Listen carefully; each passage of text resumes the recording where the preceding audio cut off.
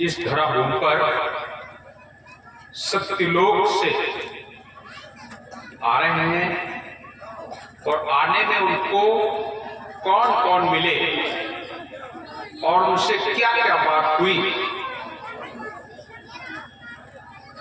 उस विषय में आपसे चर्चा कर रहा हूं कि प्रथम जब साहब सत्यलोक से आए तो ओम निरंजन निराकार से मुलाकात हुई, जिसके विषय में अभी आपको सुनाया।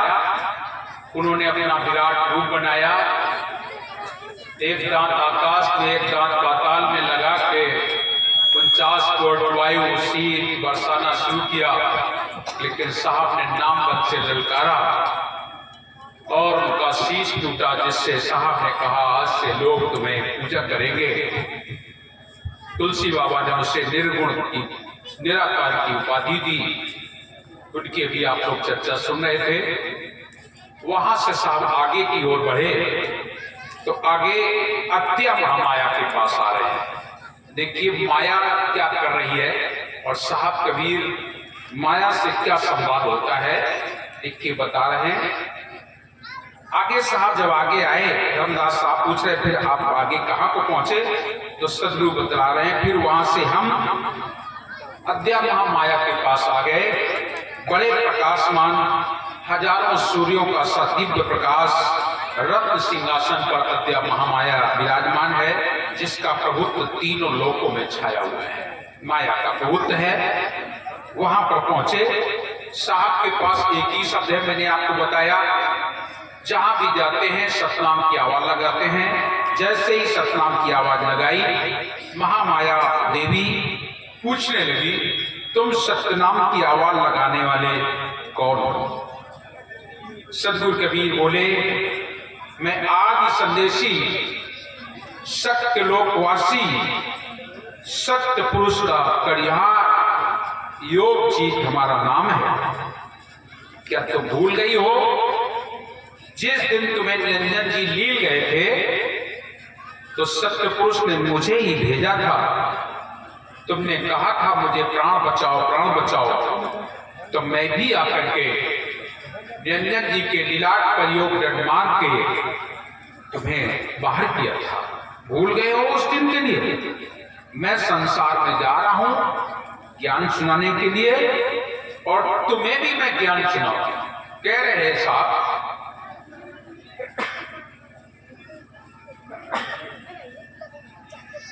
तुम्हें भी मैं ज्ञान सुनाऊंगा। तब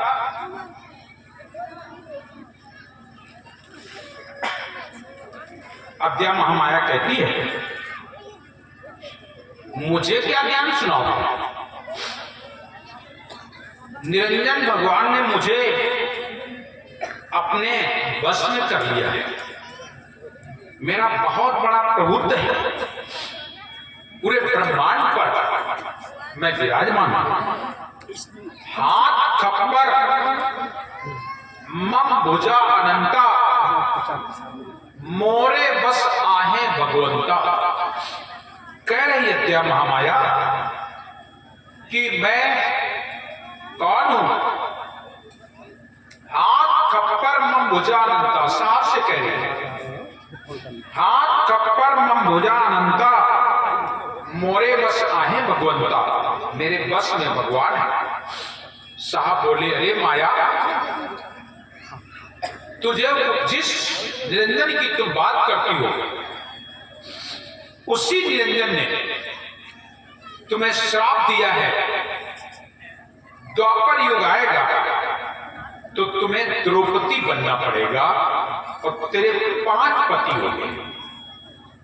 जैसे ये बात कही, इतने बात सुनते ही अत्या महामाया के हृदय के पट जो थे वो खुल गए, हाथ जोड़ करके प्रणाम करती है और कहने लगी हे बंदी छोड़, मैं सहज से माया, ध्यान दीजिएगा, मैं सहज से माया हूं और हमारे पास बहुत बड़ी प्रभुता है।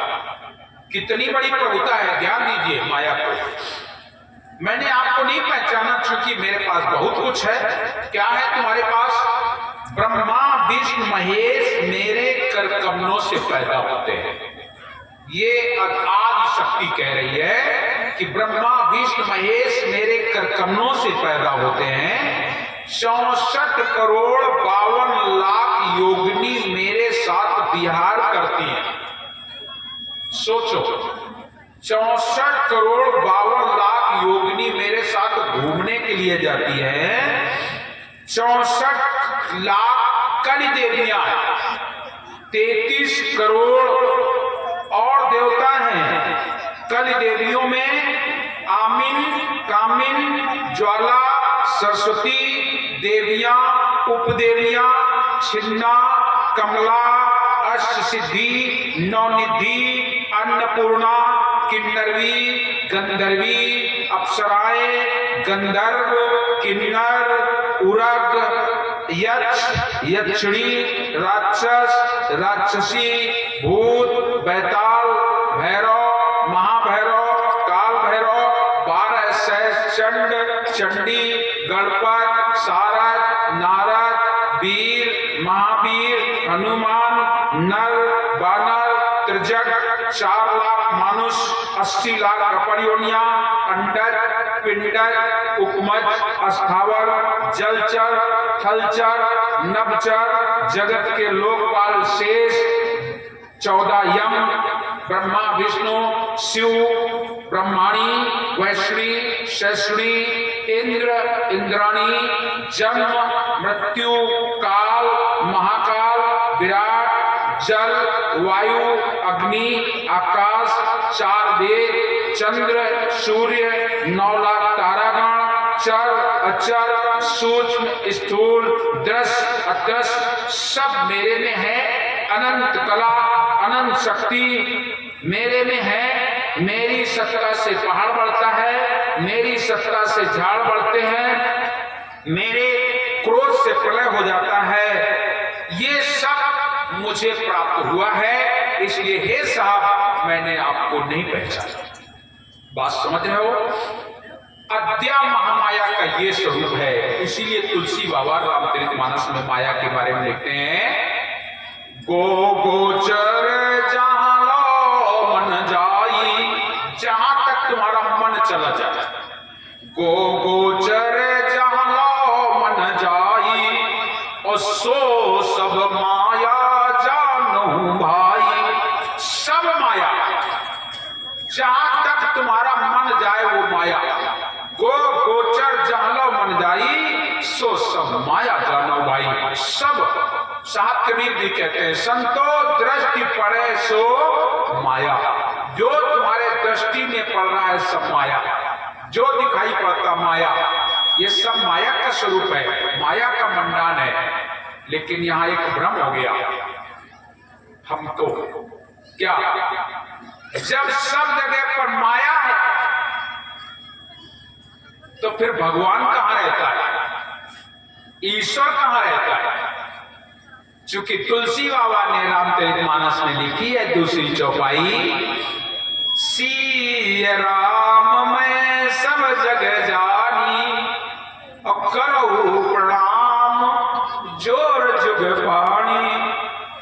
हरि व्यापक सर्वत्र समाना, और प्रेम से प्रकट होई मैं जाना। तो ये कैसे होगा? तब सदगुरु कबीर साहब कहते हैं, तुम्हारी दृष्टि का कमाल है। तुमने चश्मा कौन सा लगा रखा है? अगर काला चश्मा लगाया तो सब काला काला दिखाई पड़ेगा, अगर सफेद वाला दिखेगा तो सब जैसा होगा वैसा दिखेगा। तुमने माया का चश्मा लगा रखा है, इसलिए सब जगह तुम्हें माया नजर आ रही है। जहां भी दृष्टि पड़ती है वहां तुम्हें माया ही माया नजर आ रही है। और जिस दिन तुम ब्रह्म की पहचान कर लोगे, उस दिन सब जगह तुम्हें ब्रह्म नजर आ जाएगा, वहां और कोई नहीं रह जाएगा। साहब कबीर कहते हैं, दुई दुई लोचन देखा, मैंने दोनों आंखों से देखा है। दुई दुई लोचन देखा, हर दिन और न देखा। मैंने तो ईश्वर की जगह पर और कुछ देखा ही नहीं। दुई दुई लोचन देखा, हर दिन और न देखा। मेरे नैन रहे रंगलाई, बेगल कछु कहा न जाई, मेरा भरम राव जब भागा, जब सत्य नाम चित लागा। जिस दिन तुम्हें सत्यनाम का बोध हो जाएगा, साहब का बोध हो जाएगा, उस दिन तुम्हें सब जगह साहब नजर आएगा। लाली मेरे लाल की, लाली मेरे लाल की, चित देखो तित लाल, और लाली देखन मैं गई तो मैं भी हो गई लाल। चली जो पुतली नोन की, था सिंधु का लेन, आपन गल पानी भई, उलट काहे को बगा। नमक का पुतला समुद्र की थाले में जाए, वो पलट के तुम्हें बताएगा करके? नहीं बताएगा, वो तो उसी में गल जाएगा। जिस दिन तुम ईश्वर की खोज करोगे, परमात्मा की खोज करोगे, उस दिन तुम्हें सब में, सब जगह उसकी सत्ता नजर आती है, सब जगह वही नजर आता है। तो माया कहने का काम है, माया का काम है पर्दा डाल देना। जो वस्तु जैसी है वैसी ना दिखाई पड़े, ये माया का काम है। भ्रम पैदा कर देना, एक भ्रम हो और वस्तु जैसी हो वो ना दिखाई पड़े, ये माया का काम है। और इसको उजागर करना ये साहब कहते हैं। कैसे होगा? जब तुम्हारा भ्रम दूर हो जाए। एक बहुत पुराना उदाहरण सब लोग दिया करते हैं, जैसे रस्सी का सांप होना। आप जा रहे हैं धेले में और रस्सी पड़ी है, तुम्हें लगता है सांप। सांप होने का तुम्हें भ्रम हो गया, आप आगे नहीं बढ़ते हो, क्योंकि सांप। क्या करोगे?